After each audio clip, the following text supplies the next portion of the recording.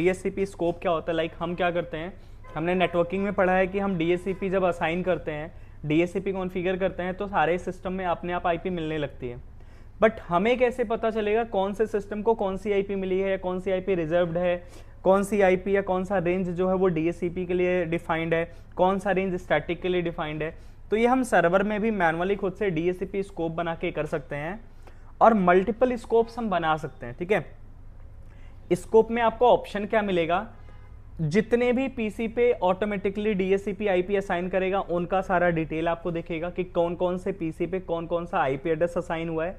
Example के लिए हमारे पास 10 पीसी है, हमने आईपी कोई भी एक रेंज ले ली, मान लेते हैं 100 10 से लेके और 20 तक की ले ली या 30 40 तक की ले ली। बट हमें नहीं पता है कि कौन से पीसी पे कौन सी आईपी असाइन है, क्यों? क्योंकि वो तो ऑटोमेटिकली असाइन हो रही है। तो वो सारी लिस्ट, सारा इंफॉर्मेशन आपको डीएससीपी स्कोप के अंदर मिलता रहता है। दूसरी चीज, डीएससीपी स्कोप में आप किसी भी पर्टिकुलर आईपी को रिजर्व कर सकते हो, रिजर्वेशन डाल सकते हो। एग्जाम्पल 100 00 10 से लेकर के 50 तक आपने क्या किया, आईपी असाइन कर दिया डीएससीपी के लिए। अब 10 से लेके 50 तक को वो डीएससीपी आईपी असाइन करेगा। आप चाहते हो उस 10 से 50 के बीच में कोई भी पर्टिकुलर रेंज आप रिजर्व कर लो। जैसे मैं चाहता हूं 10 से लेके 15 या 15 से लेके 20 तक की जो आईपी है वो डीएससीपी असाइन ना कर पाए, रिजर्व हो जाए, तो रिजर्वेशन के लिए सेव कर सकते हैं।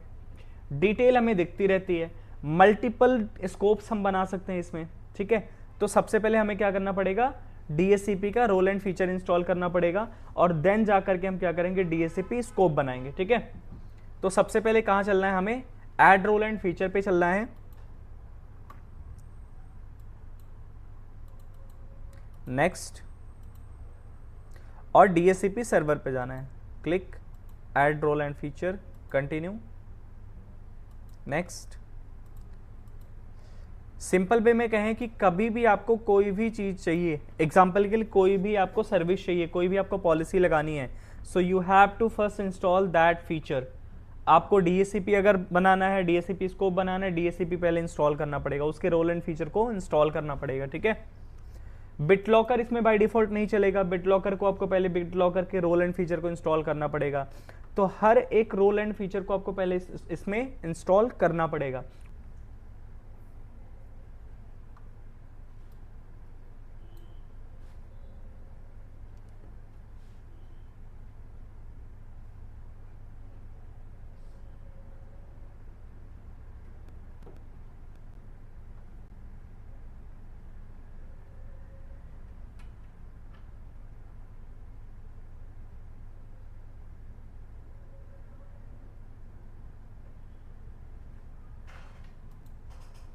ठीक है, ये हो गया यहाँ पे। अब क्या ऑप्शन आ रहा है, कंप्लीट डीएससीपी कॉन्फ़िगरेशन का या क्लोज का ऑप्शन आ रहा है। तो आप दोनों में से कोई भी एक कर सकते हो। आप क्लोज करोगे तो भी आपको बाद में ऑप्शन मिलेगा वहाँ पे जाके, तो अभी हम इसको क्लोज कर देते हैं। तो ये ऑप्शन हमें कहाँ मिलेगा कॉन्फ़िगरेशन का, ये फ्लैग दिख रहा है यहाँ पे, कंप्लीट डीएससीपी कॉन्फ़िगरेशन है। अब इस पर क्लिक करना है, नेक्स्ट करना है, आपका जो यूज़र नेम है वो ये ही रहेगा, कमिट करना है, क्लोज करना है। ठीक है, डीएससीपी यहाँ पे आ गया। आपको स्टार्ट करना है तो इस पर राइट क्लिक करके भी कर सकते हो।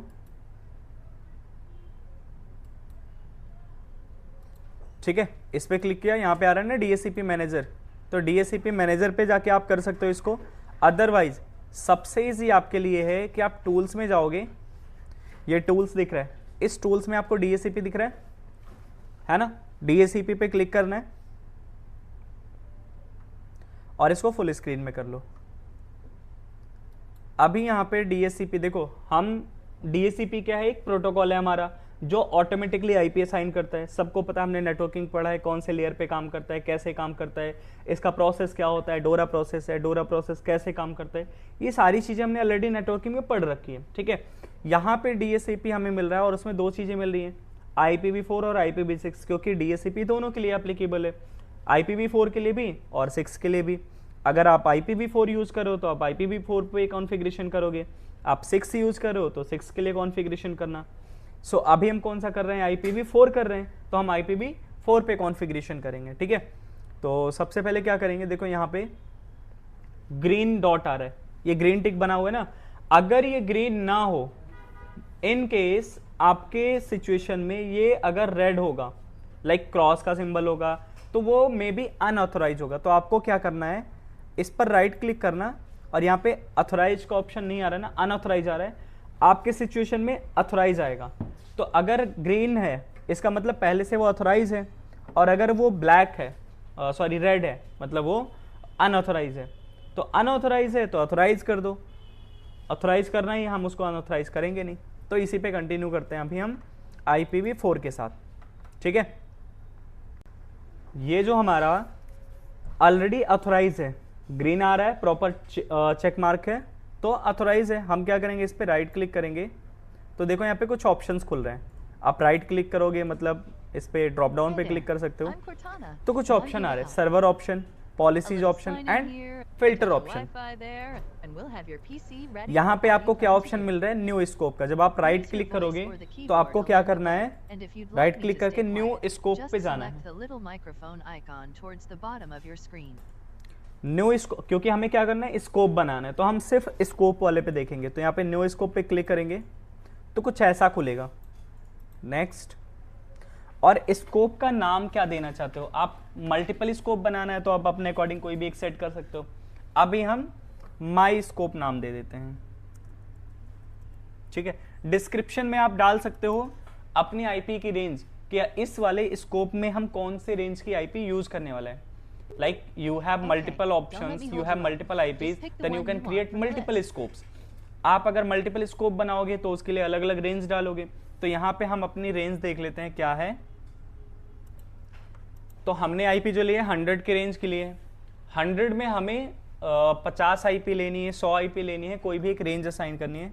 तो मैं स्टैटिक वाली को छोड़ के DHCP पे कितने असाइन करने हैं उसके लिए मैं रेंज लिख दे रहा हूँ 100.00020 से लेकर के 100.00050 तक। ये रेंज में दूंगा DHCP को कि जितने भी सिस्टम पे ऑटोमेटिकली आईपी असाइन होगी, DHCP आईपी असाइन करेगा, वो इसी रेंज में करेगा। और यहाँ पे जैसे हम आगे कंटिन्यू करेंगे तो ये हमसे पूछेगा स्टार्ट योर रेंज।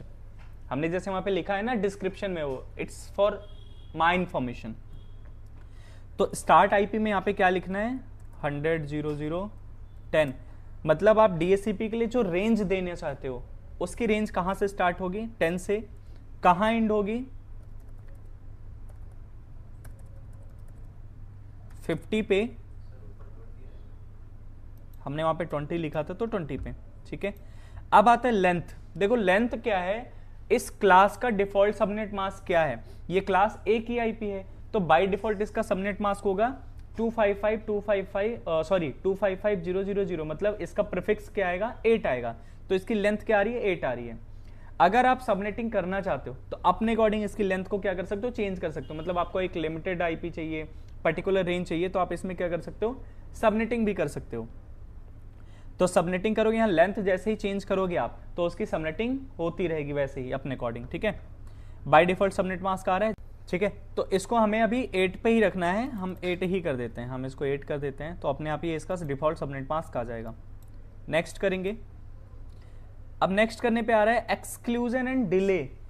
मतलब आप अगर चाहते हो कि वो 20 से लेके 50 तक की रेंज को आईपी असाइन करे DHCP, लेकिन उसमें से कुछ ऐसी आईपी हो जिनको वो छोड़ दे, जो रेंज आप यहां पे डालोगे वो रेंज छोड़ करके आईपी असाइन करेगा। आप चाहते हो रिजर्वेशन अलग है, एक्सक्लूजन अलग है, वो बाद में आप असाइन कर सकते हो। आपने सोचा 4 पीसी मैंने अलग कर लिया 4 पीसी के लिए, या पर्टिकुलर रिजर्वेशन कर दी, वो सिर्फ उसी को असाइन करेगा। यहाँ पे एक्सक्लूजन में क्या है, वो उतनी आईपी छोड़ के असाइन करेगा। तो हम डाल देते हैं 25 से लेके 30 तक एक्सक्लूड कर देते। आप एक सिंगल को भी कर सकते हो, और अगर आपको रेंज करनी है तो आप रेंज पूरी डालोगे। तो हम रेंज कर देते हैं 30 तक। सिंगल करेंगे तो सिर्फ वहां सामने वहां लिख देंगे 100.0.0.25, और अगर हमें रेंज देनी है मतलब 5-6 रिजर्व करना है तो 100.25 से लेकर के 30 का हमें दे देना, ठीक है। ऐड कर देना है तो एक्सक्लूजन रेंज हमारा जो होगा वो ऐड हो जाएगा, ठीक है। Subnet delay in milliseconds, कितने टाइम में, अगर आपको ऐसा कुछ करना है तो अभी कुछ नहीं करना है, एज इट इज कॉन्फ़िगरेशन करनी है इसको। नेक्स्ट करते हैं। आप ये पूछ रहे लीज ड्यूरेशन, कितने टाइम के लिए उसको आईपी मिले, लाइक उसमें क्या होता है, लीज टाइमिंग होती है कि कितने घंटे के लिए, कितने दिन के लिए, कितने मंथ के लिए आपको वो आईपी पीसी पे रहे, और उसके बाद वो ऑटोमेटिकली क्या होगा, हट जाएगा। इट में भी अपीपा आईपी आ जाएगा डीएससीपी जब फेल होगा। क्यों? क्योंकि आपने नेटवर्किंग पढ़ा है, if DSCP is failed APIPA get assigned IP. APIPA की आईपी क्या होती है, 169.254.0.0 से लेकर के 169.254.255 की कोई भी रेंज दे सकता है। तो यहां पे बाय डिफॉल्ट लीज ड्यूरेशन देखो दिया हुआ है, 8 दिन का दिया है, 0 आवर्स एंड 0 मिनट्स। तो 8 दिन का दिया, आप इसको चाहते हो कि 2 दिन के लिए, 4 दिन के लिए, 10 दिन के लिए, कितने दिन के लिए आप इसको असाइन करना चाहते हो, तो आप अपने अकॉर्डिंग इसको सेट कर सकते हो। ठीक है, हम इसको डिफॉल्ट रखते हैं। यहां पे क्या पूछ रहा है, आप इस कॉन्फ़िगरेशन को राइट नाउ एक्टिव करना चाहते हो या सिर्फ स्कोप बना करके रख दो, बाद में एक्टिव करना चाहते हो। तो हम इसको अभी कॉन्फ़िगर करना चाहते हैं। Yes, I want to configure these options now. होता है ना कि एक हमने बना के रख दिया, बाद में कभी स्टार्ट कर लेंगे जब हमारा काम पड़ेगा। हमें अभी करना है तो राइट नाउ पे क्लिक करना है। ठीक है, अब पूछ रहा है डिफॉल्ट गेटवे, जो आपने अपने सर्वर को आईपी दी, जो आपका राउटर का आईपी है डिफॉल्ट गेटवे होगा, तो हमने दे दिया 100.0.0.1। ये आपका गेटवे काम करेगा हमेशा। Okay, next.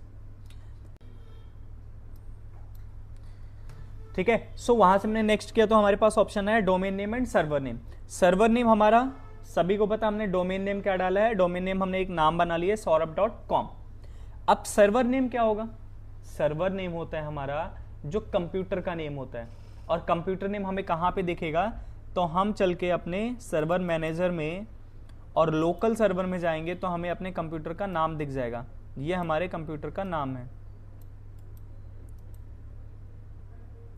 ये हमारे कंप्यूटर का नाम है।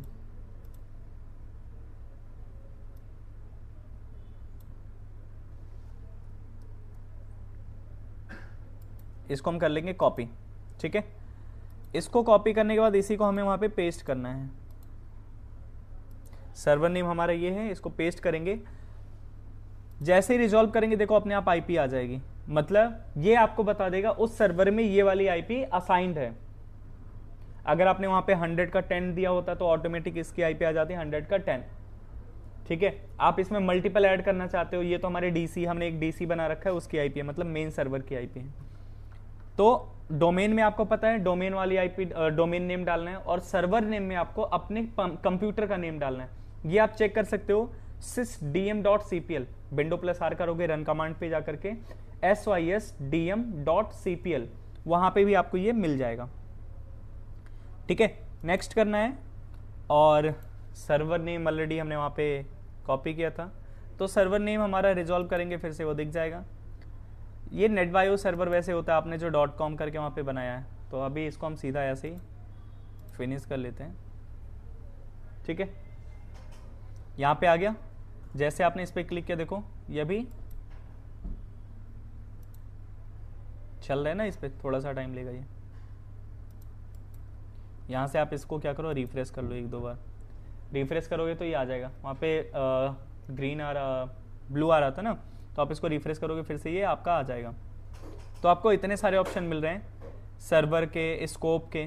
तो आपने क्या बनाया है, स्कोप बनाया ना, तो जाना कहाँ पे है, तो स्कोप पे क्लिक करोगे। अब आपको ये सारे ऑप्शन मिलेंगे कि आपके डीएससीपी के अंदर क्या क्या ऑप्शंस होते हैं। तो डीएससीपी स्कोप के अंदर आपको इतने सारे ऑप्शन मिलेंगे। एड्रेस पूल, एड्रेस पूल पे क्लिक करोगे तो आपको बताएगा कि आपने रेंज कहाँ से कहाँ तक की ली है।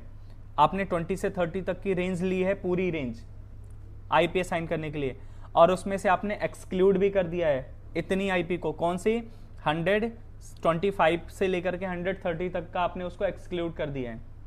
और क्या है, लीज एड्रेस। लीज एड्रेस मतलब किसी को आईपी असाइन हुई कि नहीं हुई। तो यहाँ पे हमारे पास अभी कोई लीज एड्रेस नहीं है। लीज एड्रेस मतलब क्या, कि जितने आईपी असाइन होंगे, किसी पीसी को कोई भी आईपी असाइन होगा तो हमें यहाँ पे दिखेगा एड्रेस लीज में। रिजर्वेशन में हमने अभी कोई रिजर्वेशन नहीं बनाया है, किसी आईपी को रिजर्व नहीं किया हुआ है, तो यहाँ पे कुछ नहीं दिख रहा है। स्कोप ऑप्शन में आपको वहाँ पे आपके राउटर की आईपी दिखेगी, आपके डीएनएस की आईपी दिखेगी, आपके सर्वर का नाम दिखेगा कि आपका डीएनएस सर्वर क्या है, आपका मेन सर्वर क्या है, saurabh.com के नाम से है, आपके सर्वर की आईपी क्या है, आपके राउटर की आईपी क्या है, ये सारा कुछ दिखेगा और स्कोप ऑप्शन में। ठीक है, पॉलिसीज़ में अभी कुछ नहीं है, आपने कुछ नहीं बनाया है, तो अभी हमें सिर्फ ये 4 ऑप्शन देखने हैं, address pool, address lease, reservation and scope option, जिसमें से हमने अभी क्या किया है, डीएससीपी हमने रोल फीचर हमने इंस्टॉल किया है, डीएससीपी स्कोप बनाया है, डीएससीपी स्कोप में हमने आईपी को रिजर्व किया है, सॉरी आईपी को हमने पूल बनाया है कि हमने 20 से लेके 50 तक की रेंज दी है उसको, जिसमें से हमने 25 से 30 तक को हमने एक्सक्लूड किया हुआ है, अपने सर्वर की आईपी डाली है। अब चल के हम अपने विंडो 10 को सेम रेंज की आईपी असाइन करते हैं, डीएससीपी पे डाल देते हैं, इसको हम कनेक्ट करते हैं और फिर देखते हैं उसको आईपी मिलेगी या नहीं मिलेगी। तो अभी हमें लीज एड्रेस पे देखना है, कोई आईपी नहीं है ना, तो चल के अपने विंडोज 10 की मशीन पे वहाँ पे असाइन करते हैं। तो हमने एक विंडो 10 की मशीन बना रखी है ऑलरेडी। पहले इन दोनों का नेटवर्क देख लेते हैं क्योंकि हम VMware पे काम कर रहे हैं, तो दोनों का, इसका भी नेट पे है और ये भी नेट पे है। डन, ठीक है। तो हम क्या करते हैं, इस पे ncpa.cpl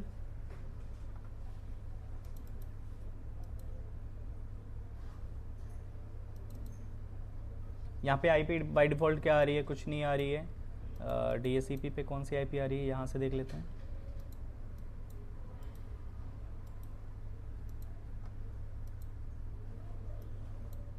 अभी ये वाली आईपी आ रही है, ठीक है।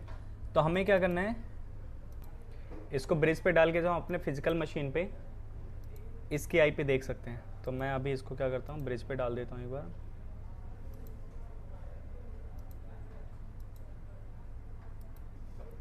जस्ट एग्जांपल के लिए ब्रिज पे डालता हूँ जिससे हमें यहाँ पे आईपी दिखेगी, और अपने फिजिकल मशीन पे जाके क्या करेंगे, इसको कनेक्ट कर लेंगे एक बार। ठीक है, हमने दोनों मशीन को ब्रिज पे डाल दिया। ब्रिज पे डालने का रीजन क्या था, इसको सेम नेटवर्क में कनेक्ट करने के लिए। ठीक है, जैसे हमने इसको ब्रिज पे डाला तो यहाँ पे देखो आईपी आ गई ना 100.0.0.20 की। चल के अपने इस वाले पीसी की आईपी देखते हैं। यहाँ पे देखो विंडो 10 को आईपी क्या मिली होगी, आ गया ना saurabh.com, मतलब इसको आईपी क्या मिल गई, वही जो हमने देखी। तो ये हमारा विंडो 10 है, विंडो 10 को इसने अपने आप आईपी दे दी। कौन सी आईपी दी है, हम स्टेटस में देख रहे हैं, डिटेल्स में यही मिली है ना हमें 120 की आईपी। ये चल के देखते हैं हमारे सर्वर में क्या दिख रहा है। सर्वर में हमें दिख रहा है 120 की आईपी। पीसी का नाम क्या है, यही है ना 4FQJR4N। चल के यहाँ पे देख लेते हैं, इस पे कमांड चलाएंगे sysdm.cpl, तो हमें दिख जाएगा ये पीसी नेम 4JN। ठीक है, और क्या एड्रेस देखना है हमें, और कुछ देखना है, इसका मैक एड्रेस देख सकते हैं यहाँ पे, या इसको हम ऐड टू रिजर्वेशन कर सकते हैं। इसको रिजर्व कर लेंगे यहाँ पे, तो इसको परमानेंट हमेशा यही आईपी रिजर्व हो जाएगी। ऐसे हम रिजर्वेशन भी कर सकते हैं इसके लिए। ठीक है, फिल्टर इसमें कुछ करना चाहते हैं कि इसको अलाउ करना है कि इसको आईपी मिले कि ना मिले, या डिनाई करना है। जैसे समटाइम क्या होता है, हमने 4 पीसी लगाए हैं, हमने चारों को ऑप्टेन पे कर दिया, तो चारों को आईपी वो दे देगा। हम चाहते हैं सिर्फ 2 को अलाउ करें और 2 को डिनाई कर दें। तो अपने अकॉर्डिंग यहीं पे आप उसको अलाउ या डिनाई भी कर सकते हो कि किसको आईपी मिले किसको ना मिले। तो ये भी बेनिफिट हमारे क्या है, डीएससीपी स्कोप का है।